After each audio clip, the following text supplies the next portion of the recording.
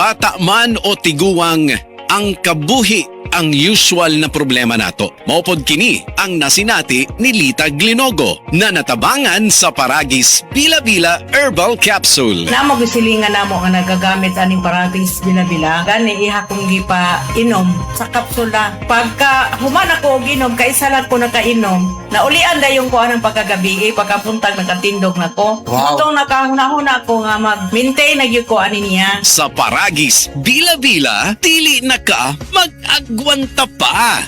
At ang ninyo ang Doblikara Competition karong Biyernes, Agosto 21 din sa Purok Upper Hasmin, Lagundi, Oslob, Cebu. Buskin sa pagpatingamot sa Banikanhong Pundok ni Senyor San Roque. Directed by Konsehal Eddie Bulhot. Salamat sa mga nag-sponsor, Mr. Tex Bascon, Mr. Robert Tuwi, Mrs. Fet Tuwi, Mr. Roy Belocura and Mrs. Mel G. Belocura. Honorable Barangay Captain Elsa Guestwold, Mr. Litz Duroon. Kita-kita ta! For the Lord takes delight in His people. He crowns the humble with victory. I am Venus Ra, a beauty queen, youth advocate, and a servant of God. And I use my voice now to spread the word of God. Of course, with the help of MX3 Capsule, with proper diet and exercise. Tunay, natural, at original. Parang pag-ibig ng Diyos sa atin. Kaya sa MX3, dito ako bilib. Mahalagang paalala, ang MX3 capsule ay hindi gamot at hindi dapat gamiting panggamot sa anumang uri ng sakit. MX3. Tunay, natural, at original. Zed Living Testimonies. Si Reynaldo Panyamugan napaso sa hitgan iyang yaplasan sa Zed Liniment Oil ug dali ra kini nga naulian. Wala ko mabantay nga na dikita di ang akong bukton sa hitgan mo to napasok ko. Pagkapaso niya, ako din siya gibutangan og Zed Liniment. May gani kay nag Zed Liniment si Reynaldo ug siya natabangan. Tangan siya Zed Liniment. Wala gyud siya ka gulgol. Ako din si Reynaldo Panyamugan, taga Bukana, Davao City. Living Testimonies.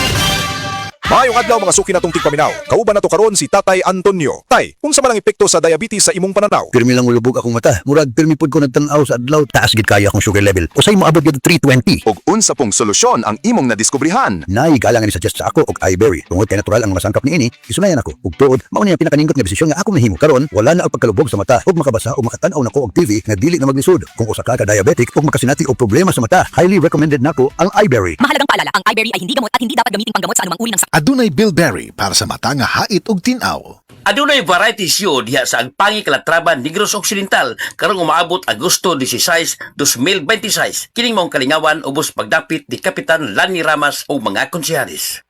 The original Koi Herbal Capsule. Janet Carolasan, edad 73, Toledo. Adagang kong gipamati sa lawas hapit na napakoy kidney. Pagkabati na ko aning koy, ako yun siyang giswayan. Dugay jud kong swayan niya, labi na kana akong ubo. Mora na iya akong ginainom. Ako na yung giswayan ba? Ya mo na akong ginainom. Kanara yung koy. Kay basin pa mamasinan ka ba? Sagahan pa dito taas pang kinabuhi. Daghang salamat sa original koy Herbal Capsule. The original Koi Herbal Capsule. Hi, I'm Dr. Michael Smith. I'm a medical doctor and senior health scientist of the Life Extension Foundation, USA. Many studies have shown that optimized vitamin D level may slash our risk of cancer development. I personally recommend a daily supplementation of Life Extension Vitamin D3 for everybody. This is the most practical and wise way to protect our health from diseases like heart disease, diabetes, and a lot of other health conditions. Life Extension Vitamin D3, the science of a healthier life. Mapalit sa mga butika. Life Extension Vitamin D3 for longer life.